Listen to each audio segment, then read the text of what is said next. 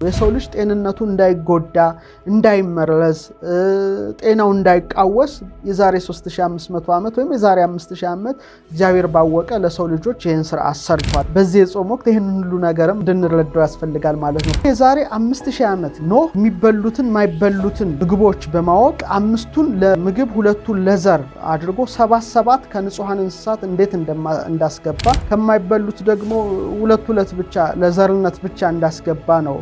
በጣም የሚገርመው በደንብ ያልበሰለ ሼልፊሽን መመገብ እጅግ ከፍተኛ የሆነ የጤና ጉዳትን ያስከትላል። ይህንን የሼልፊሽ በመመገብ ብዙ ህመሞች አፋጣኝ ሽባነትን ጨምረው በየጊዜው በሰዎች ላይ ያስከትላሉ።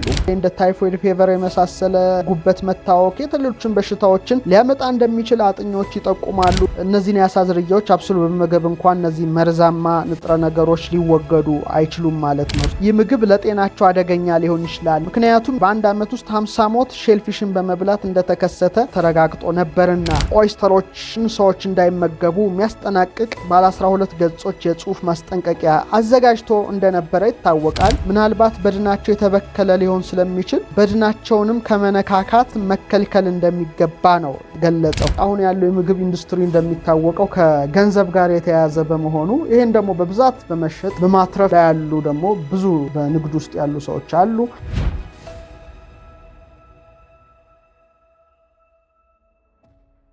በዛሬው መርሃ ግብራችን ላይ ጤናና የባህር ውስጥ ፍጥረታት በልብ የሚሳቡ በእግር የሚሽከረከሩ በክንፍ የሚበሩ በደመ ነፍስ ሕይወት የዋኑ ነው ጸንተው የሚኖሩ የባህር ፍጥረታት ለጤንነት ያላቸው ጥቅም ጤንነትን ደግሞ በአንጻሩ እንዴት እንደሚያቃውሱ የዛሬ 3500 ዘመን የተሰራውን የምግብ ስርዓት ጋር በማነጻጸር የምንዳስስ ይሆናል። ከ24ቱ መጻሕፍቶቼ አንዱ የሕክምና ሳይንስ ነውና ያንን ብታነቡ ደግሞ የበለጠ ዕውቀትን ታገኛላችሁ። ሆኖም ግን ክቡራን ተመልካቾቻችን መጽሐፉ ለሌላችሁ ደግሞ ከምስል ጋራ በማቀነባበር በዚህ ዩቲዩብ ቻናሌ ይዤላችሁ መጥቻለሁ። ቆይታችሁ ከኔ ጋራ ይሁን እላለሁ።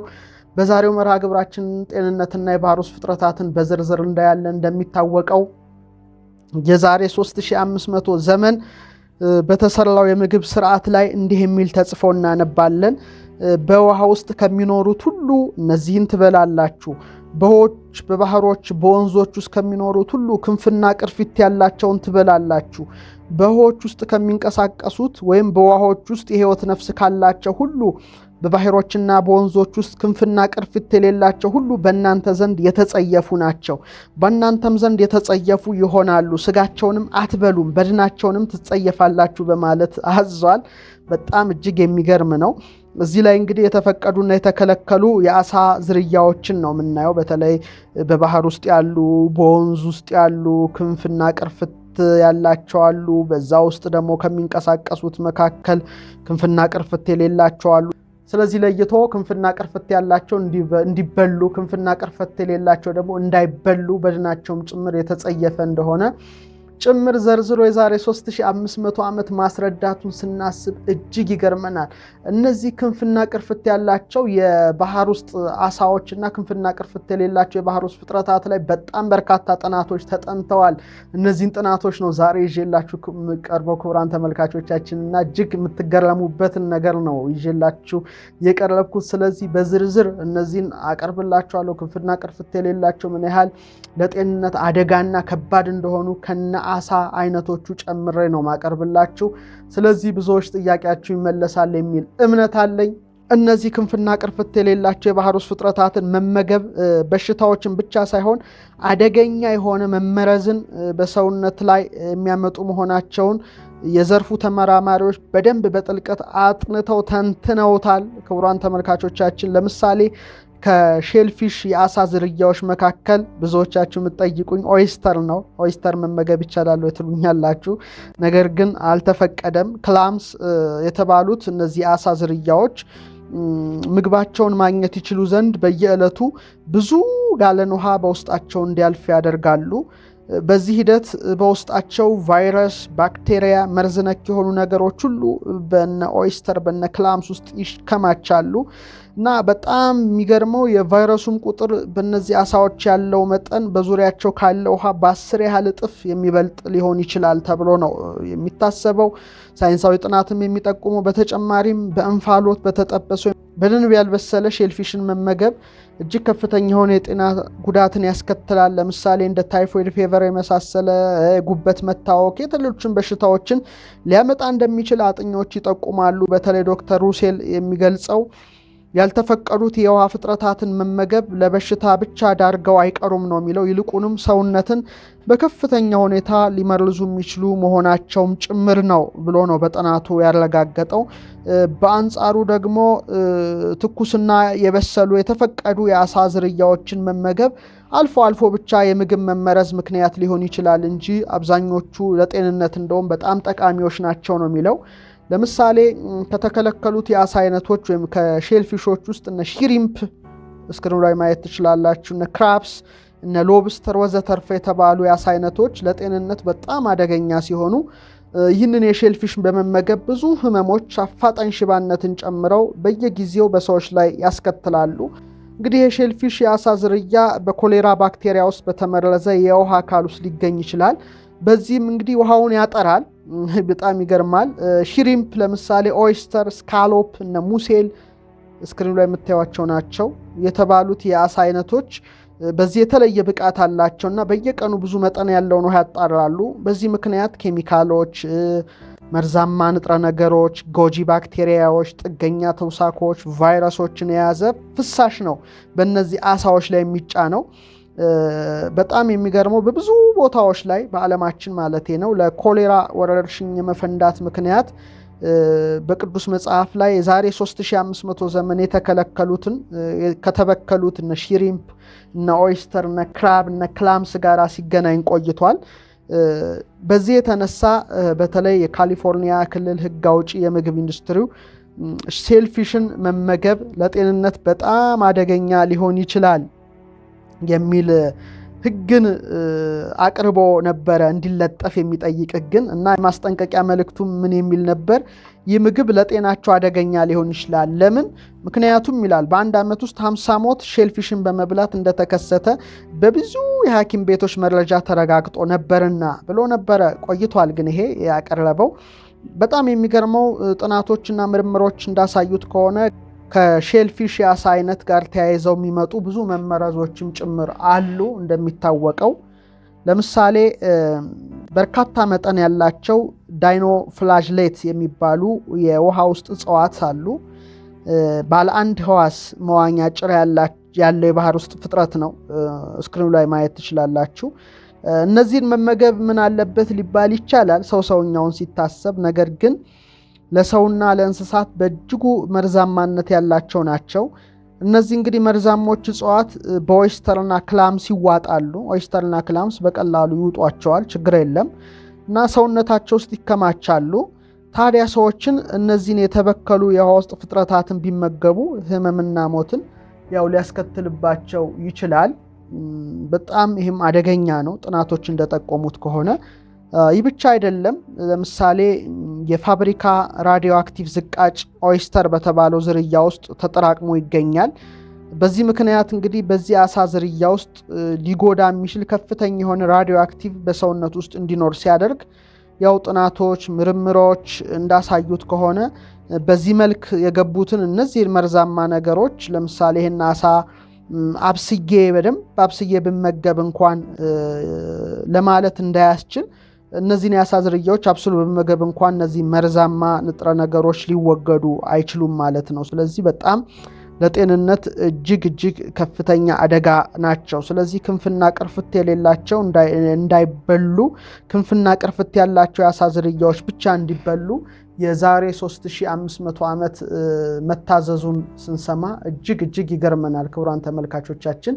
ስለዚህ እነዚህ የአሳ ዝርያዎች ከጤንነት አንጻር የሚያመጡት ጉዳት ወይም የሚሰጡትን ጥቅም በአንጻራዊነት በማየት እውቀትን ማግኘት ይገባል ማለት ነው። ስለዚህ ጤናችን እንዳይጎዳ ምንበላውን የአሳ አይነት እና ከማንበላውን የአሳ ዝርያ ጠንቀቅ አድርገን እንድናውቅ የዛሬ 3500 ዘመን መታዘዙ እጅግ አድርገው ይገርመናል ክቡራን ተመልካቾቻችን። ሌላው በጣም የሚገርመው እንዳይበሉ የተከለከሉት ሌሎች የአሳ አይነቶች ውስጥ ለምሳሌ ሰውነታቸው በሜርኩሪ አማካይነት ሊበከሉ የሚችሉ ናቸው። ለምሳሌ ስዎርድ ፊሽን ማየት እንችላለን፣ ሲልስን ማየት እንችላለን፣ ሌላ ዋልስን ማየት እንችላለን። እነዚህ የአሳ አይነቶች እንግዲህ በውስጣቸው ብዙ የሆነ የሜርኩሪ ክምችት ይገኛል። የሚገርመው እንዲበሉ በተፈቀዱት የአሳ አይነቶች ውስጥ ግን ይሄ ክምችት በብዛት አይገኝም። በጣም ይገርማል። ለምሳሌ ያህል ስዎርድ ፊሽ በሚባለው የአሳ ዝርያ ውስጥ ያለ የሜርኩሪ መጠን በዙሪያው ካለው ጋር ሲነጻጸር 1 ለ1 ሚሊየን ብለው ነው ያነጻጸሩ። እንግዲህ የዚህ አይነት መጠን ሜርኩሪ በውስጡ ያለው የአሳ ዝርያ ለ2 ወይም ለ1 ዓመት በተደጋጋሚ ብንበላ አይምሮአችን ላይ ከፍተኛ የሆነ ጉዳት ያደርሳል ነው የሚሉት እና አይምሮአችን ይጎዳዋል። ይሄ በጣም ከፍተኛ የሆነ የሜርኩሪ ክምችት። ስለዚህ አንጎላችን እንዳይጎዳ አጥር ሆነን ማለት ነው። ይሄ ህግ የዛሬ 3500 ዓመት እንግዲህ አምላክ ባወቀ ነው ይሄን ስርዓት ለሰው ልጆች የሰራው። ምክንያቱም የፈጠራቸውን ፍጥረታት የሚያውቀው እሱ ነው። የያዙትን ነገር የሚያውቀው እሱ ነው። ሁለተኛ ደግሞ ብንበላቸው የሚጠቅሙንን ባንበላቸው ደግሞ ምንጎዳባቸው፣ ብንበላቸው ምንጎዳም ባንበላቸው ደግሞ ምንጠቀምባቸው ነገሮችንም ለይቶ የሚያውቅ እሱ ነው። ስለዚህ የዛሬ 3500 ዓመት ደግሞ እነዚህን ህግጋትን ሰርቷል። ለኖህ ደግሞ የዛሬ 5000 ዓመት ገልጦለታል። አሁን ግን በ21ኛው ክፍለ ዘመን ጥናቶችና ምርምሮች በከፍተኛ ደረጃ እየጨመሩ የመጡ በመሆናቸው እንድንበላቸው የተፈቀዱ የእንስሳት አይነቶች፣ እንድንበላቸው የተፈቀዱ የአሳ አይነቶች፣ እንድንበላቸው ያልተፈቀዱ የእንስሳ አይነቶች፣ የአሳ አይነቶች፣ የአዕዋፍ አይነቶችን በዝርዝር በማስቀመጡ ተመራማሪዎች ደግሞ እነዚህን አውቀው እስቲ ለጤንነት ምን ያህል ጉዳት ያመጣል ወይስ ለጤንነት ምን ያህል ጥቅም ይሰጣል የሚለውን ነገር በዝርዝር አጥንተው ይህን ምርምራቸውን አቅርበዋል ማለት ነው። ስለዚህ አጥሮች ነበሩ። የሰው ልጅ ጤንነቱ እንዳይጎዳ፣ እንዳይመረዝ፣ ጤናው እንዳይቃወስ የዛሬ 3500 ዓመት ወይም የዛሬ 5000 ዓመት እግዚአብሔር ባወቀ ለሰው ልጆች ይህን ስርዓት ሰርቷል እና በዚህ የጾም ወቅት ይህን ሁሉ ነገርም እንድንረዳው ያስፈልጋል ማለት ነው። ክቡራን ተመልካቾቻችን፣ ሌላው እጅግ የሚገርመውና የሚደንቀው የባህር አሳዎች ሰውነትን ሊመርዙ የሚችሉ መርዞች በውስጣቸው እንዳለ ይታወቃል። ለምሳሌ አሳ አንበሪ፣ የባህር አንበሳ፣ የዋልታ ድብ፣ ፖላር ቢር የምንለው በጉበታቸው ከፍተኛ የሆነ የቫይታሚን ኤ መጠን ያለው ነው እና ሰውነታቸው የቫይታሚን ኤ መጠን ክምችት ያለው ከመሆኑ ጋር ተያይዞ ሰውነትን በከፍተኛ ሁኔታ መመረዝ በሚችለው የቫይታሚን ኤ መብዛት ወይም ሃይፐርቫይታሚኖሲስ ኤ ሁኔታን ያስከትላሉ ማለት ነው። ስለዚህ እነዚህን በሚበላቸው ሰው ላይ ይህ ደግሞ ህመም ይከሰታል ማለት ነው። ስለዚህ ለምሳሌ የአሳ አንበሪ በጣም ትልቅ ነው ምን አለ ብንበላው የሚል ሊመጣ ይችላል። ግን ምን ያህል አደገኛ እንደሆነ በዚህ ጥናቶች ውስጥ እናውቃለን። ሌላው በጣም እንዳይበሉ ከተከለከሉ የውሃ ውስጥ ፍጥረታት መካከል ለምሳሌ ቀንድ አውጣን ማየት እንችላለን። አሁን ቀንድ አውጣ ባህር ውስጥ አለ ምን አለም ብንበላው የሚል አለ፣ የሚበሉትም አሉ። ግን ጥናቶች የሚጠቁሙት እጅግ ለጤንነት አደገኛ መሆኑ ነው። ለምሳሌ ቀንድ አውጣ ብለድ ፍሉክ ብልሃርዚያስ የደም ተውሳክ ብልሃርዚያ የተባለውን በሽታ አስተላላፊ መሆኑ ታውቋልም በዘመናችን እና ይህ በሽታ በአፍሪካ፣ በእስያ፣ በላቲን አሜሪካ ተሰራጭቶ ነበረ እና አመጣጡም ደግሞ ከዚህ ቀንድ አውጣ እንደሆነ ነው የተጠቀሰውና ቀንድ አውጣ ለምሳሌ ክንፍና ቅርፍት ከሌላቸው የአሳ አይነቶች ምድብ በመሆኑ አንዱ ክልክል ነው ማለት ነውና እንደ ብልሃርዚያ አይነት በሽታን አስተላላፊ መሆኑ ይታወቃል። ይህ ብቻ ሳይሆን በሽታን ከሚያመጡ 3 አይነት የደም ትሎች ከሚባሉት ለምሳሌ ሽስቶሶማ ሄማቶቢዩም፣ ሽስቶሶማ ጃፓኒከምና ሽስተኖማ ማንሶኒ እንቁላሎች በውሃ ላይ በሽንት ወይም በአይነ ምድር አማካይነት ትንንሽ ትሎች ይፈለፈሉና በሚጠጉበት ተስማሚ ቀንድ አውጣ እስኪያገኙ ድረስ በውሃ ውስጥ በመቆየት በቀንድ አውጣው አካል ውስጥ አንድ ደረጃ ካደጉ በኋላ የሰውን ወይም የሌላን ደመ ሞቃት እንስሳ ቆዳ በስተው ለመግባት ምቹ ጊዜ እስኪያገኙ በውሃ ውስጥ የሚቆዩ ሲሆኑ ደም እስከ ማሸናት የሚደርሱ በሽታዎች ናቸውና በጣም ይሄ ቀንድ አውጣ እነዚህን ሁሉ ነገር የተሸከመ በመሆኑ የሰው ልጅ ደግሞ ይሄንን ነገር አገኘው ብሎ ቢመገበው በቀላሉ ጤናው ሊጎዳና አደጋ ውስጥ ሊወድቅ ይችላልና ሰዎች ደግሞ እነዚህን በልተው አደጋ ውስጥ እንዳይወድቁ የዛሬ 3500 ዘመን ይሄ ምግብ ስርዓት ለሰው ልጆች ተሰርቶ እናያለን ማለት ነው። ስለዚህ አጥሮች መሆናቸውን ጭምር ነው የምንረዳው። ሌላው በተደረገው ጥናት አንዳንድ የአሳና የሼልፊሽ ዝርያዎች በውሃ ውስጥ ተመሳሳይ ድርሻን ይይዛሉ። ለምሳሌ ተመራማሪው ዶክተር ሩሴል እንደሚለው በተለምዶ ከሚበሉ አሳዎች ለምሳሌ ካትፊሽ መካከል በኬሚካል በተመረዘ ውሃ ውስጥ ከፍተኛ የመመረስ ደረጃዎችን ከማሳየቱ የተነሳ ከኬሚካል ልቀት በኋላ የአካባቢው አሳ አጥማጆች ካትፊሽ የተባለውን አሳ ለምግብነት እንዳያውሉ ማስጠንቀቂያ ተሰጥቷቸው እንደነበረ ጠቅሷል። ይሄም በጣም አስገራሚ ነው። አንዳንድ የአሳና የሼልፊሽ ዝርያዎች በውሃ ውስጥ ተመሳሳይ ድርሻን ይይዛሉ። ለምሳሌ ዶክተር ሩሴል ስለ ካትፊሽ ይናገራል። ይሄ ካትፊሽ በኬሚካል በተመረዘ ውሃ ውስጥ ከፍተኛ የመመረዝ ደረጃዎችን ከማሳየቱ የተነሳ ከኬሚካል ልቀት በኋላ የአካባቢው አሳ አጥማጆች ካትፊሽን የተባለውን አሳ ለምግብነት እንዳያውሉ ማስጠንቀቂያ ተሰጥቷቸው እንደነበረ ጭምር ነው የጠቀሰው። ይህም በጣም ለጤንነት ያለውን ነገር ነው የሚያሳየው። ከጤንነት ጋር ተያይዞ ያለውን ጉዳይ ነው የሚያረጋግጠው። ጥናቶችም እንዳሳዩት ለንግድ የሚወጣው ወይም የተመረተው የካትፊሽ አሳ አይነት እንኳን በከፍተኛ ሁኔታ ለጤና ጎጂ ሊሆን እንደሚችል ሲሆን የዶክተር ሩሴል ጥናት የሚገልጸው በአሜሪካ ገበያዎች ውስጥ አሳውን ገዝተው ያጣጣሙ የበሉ ተመጋቢዎችም ገለጻ እንደሚያደርጉት በ1 ግራም የአሳው ስጋ ውስጥ ከ10 ሚሊዮን በላይ የባክቴሪያ ቆጠራዎች ሊኖሩ ከቻሉ አሳው እንደተመረዘ ነው የሚቆጠረው። አብዛኞቹ በካትፊሽ አሳ ዝርያዎች ላይ የተደረጉ ጥናቶች፣ ምርምሮች የሚገልጹት ግን በአግባቡ ቢዘጋጁም እንኳን በ1 ግራም ውስጥ እስከ 27 ሚሊዮን ይቆጠራል ነው የሚለውና ምን ያህል አደገኛ መሆኑን በዚሁ ማወቅ እንችላለን። እና እነዚህ ነገሮች ምን ያህል የሰው ልጆችን ከጤና ጉዳት የሚጠብቁ አጥሮች እንደሆኑ ነው በዝርዝር እዚህ ላይ የምናየው ክቡራን ተመልካቾቻችን።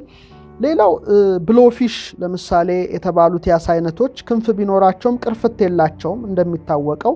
ስለዚህ የዛሬ 3500 ዘመን በነበረው የምግብ ሕግ ላይ ለምግብነትም አይውሉም፣ ተከልክለዋል ማለት ነው። ምክንያቱም ክንፍና ቅርፍት የሌላቸው እንዳንበላ ታዘናልና፣ እነዚህ ክንፍ አላቸው ግን ቅርፍት የላቸውም። ጥናቶች ደግሞ ምርምሮች ያሳዩን ምንድነው? ይህ ብሎፊሽ ለምሳሌ ክንፍ ያለው ግን ቅርፍት የሌለው በእንቁላሎቹ በጉበቱና በሌሎች አካላት ውስጥ በከፍተኛ ደረጃ ኃይለኛና ገዳይ የሆኑ መርዛማ ነገሮችን ሊይዝ እንደሚችል መረጋገጡ ነው። ለምሳሌ ይህ ቴትሮዶክሲን ተብሎ የሚጠራው መርዝ ከሲያናይድ አስቡት እስቲ 1250 ጊዜያት የበለጠ በጣም ገዳይ፣ ከኮኬን 160 ሺህ ጊዜያት የበለጠ በጣም አደገኛ እንደሆነ ነው የሚታሰበው። በመጠኑ በጣም ጥቂት የሆነው እስከ 30 አዋቂዎችን ሊገል እንደሚችል ነው የዘርፉ ተመራማሪዎች በዝርዝር ያሰፈሩትና ይሄንን አሳ መመገብ ማለት ምን ያህል በራስ ጤንነት ላይ መፍረድ እንደሆነ እንረዳለን፣ እናውቃለን፣ እንገነዘባለን። እና አስቀድሞ ነው በቃ እነዚህ አሳ አይነቶችን ብሉ፣ እነዚህ አሳ አይነቶችን አትብሉ በማለት የሰው ልጆች በእነዚህ አሳዎች ምክንያት የሚመጣባቸውን የጤንነትን መመረዝ ወይም ጤናቸውን የሚያቃውስ ነገር እንዲከላከሉ አጥር ሆነው የተደነገጉ የምግብ ህገጋት እንደሆኑ ክቡራን ተመልካቾቻችን ማወቅ ይገባናል ማለት ነው። ይሄ በጣም አስደናቂ ነው። ሌላው ከዚሁ ጋር ተያይዞ ተመራማሪዎቹ እንደተነተኑት ምንም እንኳን ዛሬ ሼልፊሽን ለምግብነት ቢውልም በደንብ ያልተዘጋጁ እንደ ኦይስተር ያሉትን መመገብ ተያያዥነት ያለው አደጋ ሊያመጣ ይችላል። በተለይ የአሜሪካ የምግብና መድኃኒት አስተዳደር ጥሬ ወይም በከፊል የተቀቀሉ ኦይስተሮችን ሰዎች እንዳይመገቡ የሚያስጠናቅቅ ባለ 12 ገጾች የጽሑፍ ማስጠንቀቂያ አዘጋጅቶ እንደነበረ ይታወቃል። ለምሳሌ በዚህ ጽሑፍ ውስጥ FDA አንዳንድ ጥሬ ኦይስተሮች ቪብሮ ቡልኒፊከስ የተባለውን ባክቴሪያ ሊይዙ እንደሚችሉ ያስጠነቅቃል። ጽሑፉ ይህንን አደገኛ ባክቴሪያ በተመለከተ እንደሚገልጸው አንዳንድ ጊዜ ኦይስተሮች በተፈጥሮ በሚከሰተው ባክቴሪያ ወይም ቪብሮ ቡልኒፊከስ ሊመረዙ እንደሚችሉ ነው። ይህም በጣም አደገኛ ነው። ስለዚህ በዚህ በሽታ የተመረዙ ኦይስተሮች ሌሎች ኦይስተሮች ስለሚመስሉ በማየት ሆነ በማሽተት ሊለዩ አይችሉም ነው የሚለው። ስለዚህ ከዚህ ቀድሞ የቆዩ የሕክምና ሁኔታዎች ለምሳሌ እንደ ጉበት ህመም፣ እንደ ስኳር፣ እንደ ካንሰር፣ ሌሎችም ከፍተኛ ህመሞች ላሉባቸው ሰዎች ባክቴሪያውን የያዘ ምግብን መመገብ ደግሞ በጣም አደገኛ ሊሆን ይችላል። ስለዚህ ጥናቶች፣ ምርምሮች እንደጠቆሙት 50% የተመረዙ ጥሬ ኦይስተሮችን የበሉ ሰዎች ለሞት ተዳርገው እንደነበረ ነው። ጥሬዎቹንም ጭምር የበሉና FDA ገልጾት እንደነበረው በአግባቡ ያልበሰሉ ኦይስተሮችን መብላት በጣም ለጤና ጎጂ ነው የሚል ነው። ስለዚህ ክንፍና ቅርፍት የሌላቸው አሳ አይነቶች እንዳይበሉ የሚከለክለው የመጽሐፍ ቅዱስ ሕግ በጣም አስገራሚ ነበር ብለን ማየት እንችላለን። ሌላው የሚገርመው እዚሁ ላይ የዛሬ 3500 ዓመት ላይ ስጋቸውንም አትበሉም አይነት ነው ሕጉ። ስጋቸውንም አትበሉም በድናቸውንም ትጸየፋላችሁ በማለት ነው የተናገረውና እነዚህ በሕጉ ውስጥ የተከለከሉ እነዚህን የውሃ ውስጥ ፍጥረታት በድናቸውን መንካት ቢቻልም ምናልባት በድናቸው የተበከለ ሊሆን ስለሚችል በድናቸውንም ከመነካካት እንደው መጸየፍ ማለትም መከልከል እንደሚገባ ነው የገለጸው። ዋናው ግን ሕጉ ምንድነው? በሽታው የሚመጣው እነዚህን ያልተፈቀዱ የውሃ ውስጥ ፍጥረታት በመንካት ሳይሆን በመብላት ነው ትልቁ ነገር። ስለዚህ ይህንን ሕግ እግዚአብሔር ባወቀ ለሰው ልጆች ጤንነት አስቀድሞ ለሙሴ ገልጾለት የዛሬ 3500 ዘመን እንደተጻፈ ስናነብ እጅግ እንገረማለን ማለት ነው። ስለዚህ እነዚህ ሕጎች ከላይ ከመለኮት የወጡ በመሆናቸው ዝም ብለውም የተደነገጉ አይደሉም። እግዚአብሔር ባወቀ ያደረጋቸው የምግብ ስርዓቶች ናቸውና የዛሬ 3500 ዘመን የተደነገጉትን እንግዲህ ዛሬ ሳይንስ በጣም እየመረመረ ለጤንነት ጎጂ መሆናቸውንም ጭምር በዝርዝር ያሰፍራል። ነገር ግን እንግዲህ አሁን ያለው የምግብ ኢንዱስትሪ እንደሚታወቀው ከገንዘብ ጋር የተያያዘ በመሆኑ ይሄን ደግሞ በብዛት በመሸጥ በማትረፍ ላይ ያሉ ደግሞ ብዙ ያው በንግድ ውስጥ ያሉ ሰዎች አሉ። ስለዚህ ፕሮሞት ያደርጓቸዋል እንዲበሉ። ነገር ግን ጤንነት ጋር ተያይዞ ያለውን ነገር ደግሞ ፋክቱን ደግሞ የሕክምና ጠበብቶች፣ ተመራማሪዎች በምግብ ላይ ብዙ ጥናቶች፣ ብዙ ምርምሮች፣ ብዙ ስራዎችን የሰሩ ሰዎች ደግሞ በአንጻርነት ያቀርባሉና ምርጫው ግን ያው የሰውየው ነው ማለት ነው። ስለዚህ እነዚህን የምግብ ህገጋትን ተጠቅሜ ጤናዬንም ላስተካክል ማለትም የሚችለው ሰውየው ነው። አይ ብበላም ብሎ ደግሞ ጤንነቱን መጎዳት የሚችለው ሰውየው ነው። ይሄ በራሱ ላይ ራሱ ይፈርዳል ማለት ነው። ስለዚህ እንግዲህ የዛሬ 5000 ዓመት እግዚአብሔር ያሳያችሁ ኖህ የሚበሉትን ማይበሉትን ምግቦች በማወቅ 5ቱን ለምግብ 2ቱን ለዘር አድርጎ 7 ከንጹሃን እንስሳት እንዴት እንዳስገባ ከማይበሉት ደግሞ 2 ብቻ ለዘርነት ብቻ እንዳስገባ ነው በጣም የሚገርመው። ይህ ብቻ ሳይሆን ከመርከቡም ከወጣ በኋላ መበላት ካለባቸው ከንጹሃን እንስሶች ነው አዕዋፍ ነው መስዋዕትን ያቀረበው። ይሄ በጣም ይገርማል፣ ለይቶታል ማለት ነውና ከሱ በፊት የነበረው እንኳን የአዳምና ሔዋን ልጅ የሆነው አቤልም ጠቦትን ነው የሰዋው፣ ከንጹህ ጠቦት ነው የሰዋው። ይሄ በጣም ይገርማል። ስለዚህ በእነ አብርሃም ዘመንም በኋላ ደግሞ የዛሬ 3500 ዘመን በእነ ሙሴ ተለይተው እንዲበሉ የተፈቀዱ እንዲበሉ የተከለከሉ እንስሳትን እንዲበሉ የተፈቀዱ እንዲበሉ የተከለከሉ የአሳ አይነቶችን በዝርዝር በመጻፍ ሰዎች ከእነዚህም በመብላትም ሆነ ባለመብላት በእነዚህም ሕግ በመጠቀም ወይም ባለመጠቀም ሊጎዱም ራሳቸውንም ጤናቸውንም ሊያቃውሱ ይችላሉ። አይ ሕጉንም አክብሬ ጤናዬንም መጠበቅ አለብኝ የማለትም ሙሉ መብትም እንደተሰጣቸው ጭምር ነው እንግዲህ ይሄ በዝርዝር የሚያሳየው። ስለዚህ ክቡራን ተመልካቾቻችን ይሄን ነገር እንድናውቀው እንድንረዳው ይገባል። በተረፈ ግን ከጻፍኳቸው 24 መጻሕፍት መካከል አንዱ ይሄ የሕክምና ሳይንስ መጽሐፌ ነው። ስለዚህ መጽሐፍ ቅዱስና የሕክምና ሳይንስ የሚለውን መጽሐፌን ብዙዎቻችሁ የት እናገኘዋለን የሚልም ሐሳብ አስተያየትም ሰጣችሁኝ ነበረ። በኢትዮጵያ ከሆነ በየመጻሕፍት ማከፋፈያው ላይ ልታገኙ ትችላላችሁ። ነገር ግን አማዞን ላይ በቅርቡ ምጭ ነው ይሆናል በሃርድ ኮፒ። ስለዚህ እሱንም ደግሞ በማንበብ የበለጠ እውቀታችሁን እንድታሰፉ በዚሁ አጋጣሚ መልእክቴን አስተላልፋለሁ። በሚቀጥለው መርሃ ግብራችን ላይ ደግሞ የተከለከሉ የአዕዋፍ ዝርያዎች፣ የተከለከሉ የነፍሳት ዝርያዎች እንድንመገባቸውም እንዳንመገባቸውም የተደነገጉትን ከሚያመጡት ካመጡት እጅግ አደገኛ የሆነ የጤንነት አደጋዎች ጋራ በተያያዥነት በሚቀጥለው መርሃ ግብሬ ላይ ክቡራን ተመልካቾቻችን ይዤላችሁ ቀርባለሁ። በተረፈ ዕውቀት፣ እውነት፣ እምነት፣ ጥበብ፣ ማስተዋል፣ አመክንዮን ገንዘብ አድርጉ። እነዚህን ገንዘብ ስታደርጉ አእምሯችሁ በእጅጉ ይሰፋል። እንግዲህ ሰው አዋቂ ከሆነ ተፈጥሮን ይሰማል፣ ጠቢብ ከሆነ ደግሞ ተፈጥሮ ራሱ ትሰማዋለችና በእውቀትና በጥበብ ላይ እንድትመላለሱ መልእክቴን በማስተላለፍ የዛሬውን መርሃ ግብራችንን በዚሁ ላይ እናበቃለን። ከልብ ይወዳችኋለሁ፣ አከብራችኋለሁ። የተቀደሰ ጊዜ ይሆንላችሁ።